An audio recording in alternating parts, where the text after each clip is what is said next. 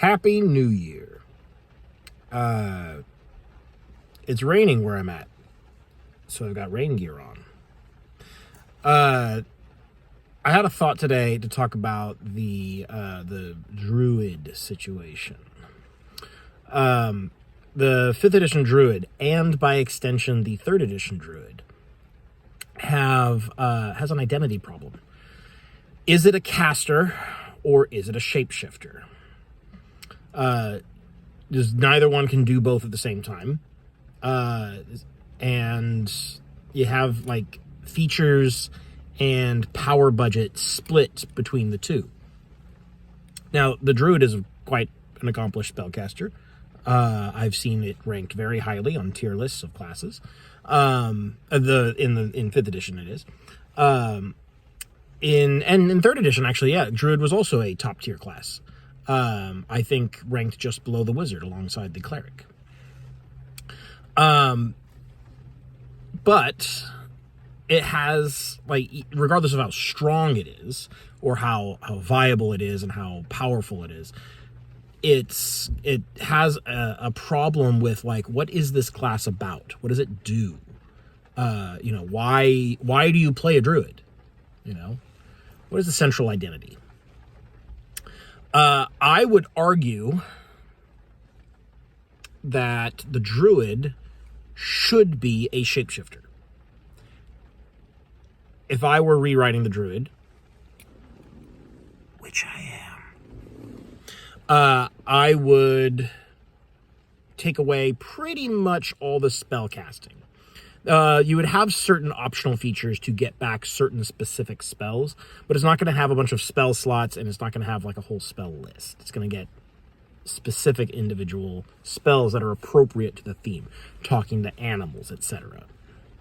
And I think the Druid should be entirely focused on shapeshifting. There's many different ways you can do this. I think it should not use stat blocks from the monster manual. I think it shouldn't just use straight monster stats, because monster stats are not meant to be player stats. They're not. That's not what they're designed for. And if you do design them to be compatible with being a player's stats, then you are kind of diluting and corrupting the purpose of the monster. So it shouldn't use monster stats. It should have its own templates in the book, or in the class description, that describe what sorts of forms it can take and what effects those have on your abilities. The way that I'm doing the rewrite is that you have actually 3 different layers of customization for your Druid. You have the different wild shape forms, of which there will be about a dozen, and to which you will have access to about 5. I'm still figuring out the numbers. So it could be more, could be less. But like there's a relatively small number of forms, and you get access to a certain number of them. Each form does something when you enter it. And by the way, entering a wild shape form, bonus action, at will. There's no limit. Each form does something when you enter it. It has properties that are bestowed upon you as long as you are in that form. And it also has what I call a wild surge effect. Starting at level 2, you may, when you enter a wild shape form, you may wild surge a number of times per long rest equal to your proficiency modifier. So, it's kind of a pseudo-daily, like, oh, I want to charge this up, I need to be more powerful here. Kind of equivalent to the Barbarian's Rage in terms of, like, the scope of how often you can use it. However, unlike the Barbarian's Rage, I am not assuming that the Druid always has access to Wild Surge. It's an extra, it's a bonus. So you have your different forms.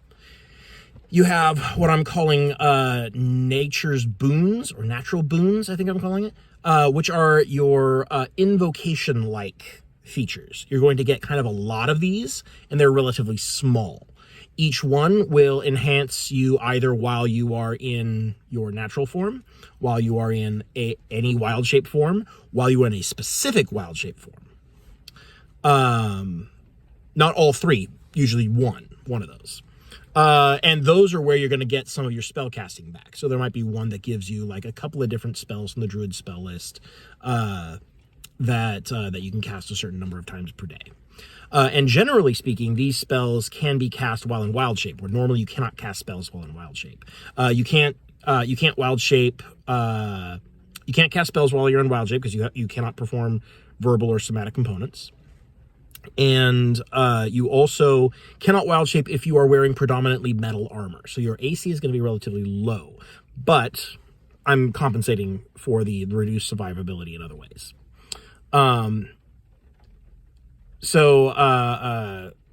Where was I? Natural boons. They're going to give you some spell casting. Usually when they give you spells, you're able to cast them while in wild shape, because they're kind of things interacting with animals while you are an animal makes sense, that kind of stuff. You're going to get a lot of those. Right now, I have the number at, you're level +1. You get a new one every level. I'm probably going to cut that back a bit, just because if you learn up to 21 of these boons over the course of the campaign, or over the course of your, 20 levels, then that means I have to have a lot of boons. That's just a lot of work for me. So I'm probably going to end up cutting those back a bit. And then you also have your subclass, as any class would. So that's 3 different kind of large-scale layers of customization in order to design your druid the way that you envision it. You can be the big tanky bear, you can be the prowly stalking wolf, etc. And you can kind of specialize in whatever you like. As far as the play experience, I think the druid should be shifting forms nearly every turn and engaging primarily in melee. I think a sort of like distinctly magical melee combatant is a good niche for the druid to fulfill. Sort of like more explicitly magical than the monk, but not casting spells. Like you're not going to have combat spells. None of the druid spells that I'm giving them access to are combat spells. Although I am experimenting with the idea that as an elemental, you have certain spells that you cast at will. For example, the fire elemental, which would be unlocked around level 10-ish, can cast, produce flame and firebolt at will. And it can cast Scorching Ray at will. Because by the time you get to level 10, a Scorching Ray is not that impressive. So it's kind of, sure, why not? Let them have that. And that is something that I think I may run into resistance on. For example, with my Barbarian, I had a feature that gave you access to a 7th level spell at level 12. Was it 12? No, it was level 10. Level 10 gave you, there was a subclass feature that gave you access to a certain specific level 7 spells, Control Weather. And people push back on that because, you don't get access to 7th level spells that early. And I was like, but it's Control Weather. Like, it's not abusable. It's fine. Like, why can't you have a spell like that? Because it's like once per day. You can cast a spell, whatever. Like, you're not going to go breaking any campaigns with that. It's fine. It's like you can't just make the argument that, like, because this class doesn't get it that early, no other class should get it that early. That's not a valid argument by itself. You have to take into the context of what the spell is, how it can be used, and what this class can do with it. So I think I'm going to get some pushback with that as well. At will leveled spells, after they have become mostly less relevant, let's say. Now, it does cast at higher than base level. It casts at, I think I have it at upcasted to your proficiency modifier level. So at level 10, that's what is that? That's 4. That's a +4 proficiency modifier. So you'd be casting at 4th level when you first get this ability to do so. And so I had this idea that the elemental forms can do these kinds of things, but those are probably going to get locked behind a subclass anyways, because I don't know that I necessarily want all druids getting access to all the elemental forms. So anyways, this is my idea for what a druid should be. It should be a shapeshifter. Like, you have this cool notion of like a character that has wild shape. You can turn into animals. That's neat. In the D&D movie, the druid is constantly doing this. She wild shapes all the time. It's basically the only thing she does. She doesn't cast a single spell. Because the wild shape idea, the fantasy for that character, is very strong. And you can make an entire character around that one concept. You don't need to enter spells into the equation. But what about the nature magic user? Well, yeah, there probably should be a nature-themed magic user, a full caster.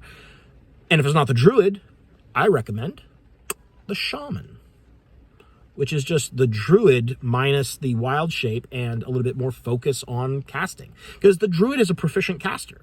You don't need wild shape to be a good caster. Like it's almost like there's the caster class of druid, and then there's the wild shape part, which is like not a full class concept. And it's just sort of like tacked on, and it doesn't really interact. Except in a few like specific niche cases. And that's largely considered like tech. So I think the druid should focus on the thing that makes it unique. And like really double down on just doing that. Will I make a shaman class? No. I'm not really interested in designing a spellcasting class. But, you know, in a perfect ideal world, that's what it would be. The druid would be your shapeshifter, and the shaman would be your nature magic user. So anyways, that's what I think the druid should be. The fact that it's not is disappointing. Yeah, I think disappointing is the best way to describe that. Yeah, that's like, there's nothing like particularly deep or profound in this video. Just like, I think it should be this way. Yeah, let me know if you agree, disagree. Maybe you've seen other versions of the druid you like better.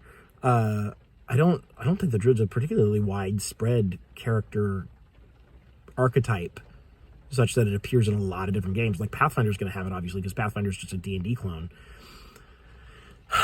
But yeah, I think most games don't really have a druid in sort of the same way. I guess World of Warcraft does.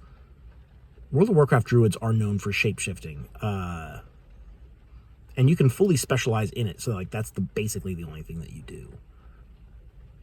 Maybe there's something there. I don't know.